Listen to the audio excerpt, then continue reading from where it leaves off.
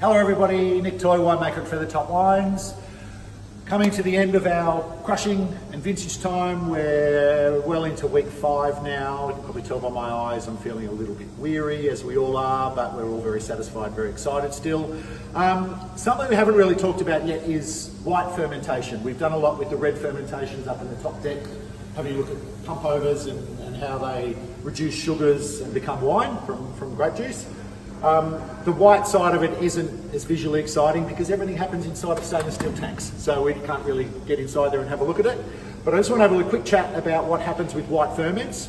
Behind Courtney here, our wonderful videographer, we have our beautiful press. So this is a sort of takes about 3.5 tonne of fruit.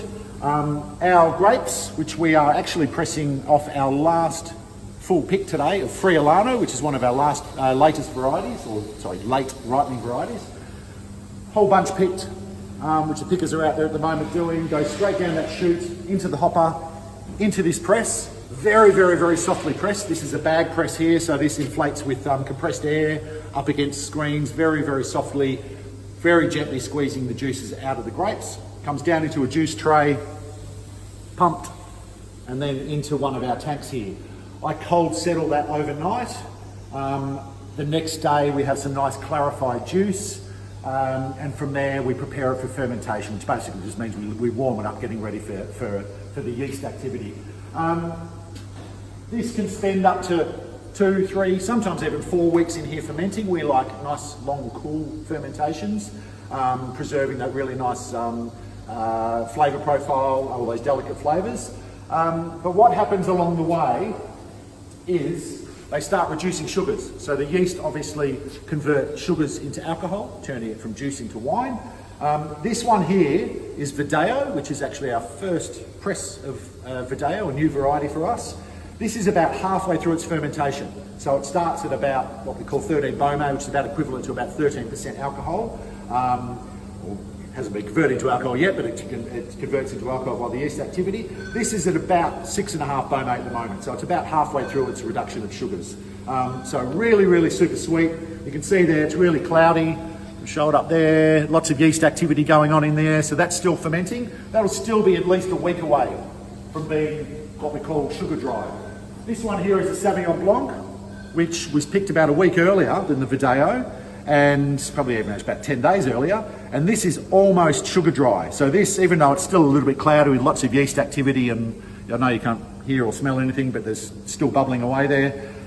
This is down to almost 0 sugar, even though it looks like it's still bubbly. This one here, we killed the ferment off over a week ago. This is our Prosecco, so this has already started clarifying a little bit naturally.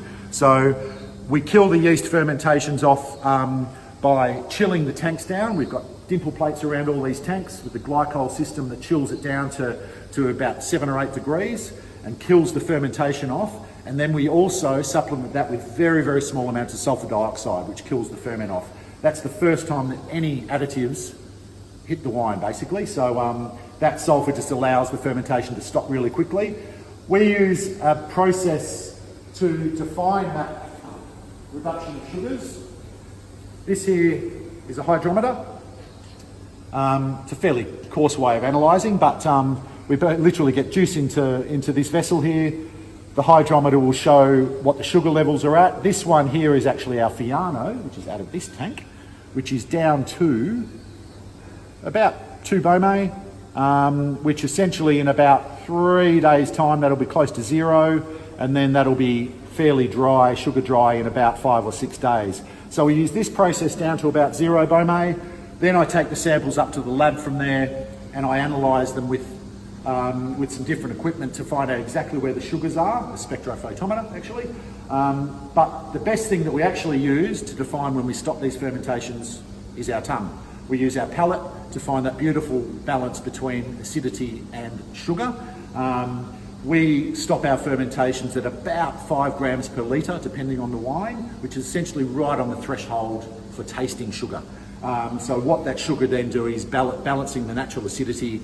If we fermented it right through to beyond that 5 grams per litre, it'll probably be too acidic and taste a little bit like battery acid, which is not what we want.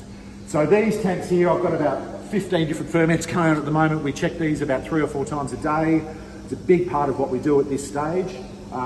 Tweaking the temperature through those dimple plates to make sure we get a nice even fermentation.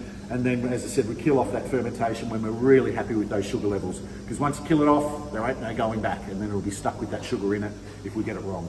So it's a process that, as a winemaker, you sort of teach your palate to be able to identify that sugar level even while it's still fermenting. In a couple of days, we'll be picking our last batch of fruit, a little bit of Durif on the hill. We'll have a little vintage wrap up then, and I'll take you out in the vineyard and show what vines look like when there's no fruit on them and what happens to them from this stage. Until then, keep drinking Feathertop, and we'll speak soon. Cheers.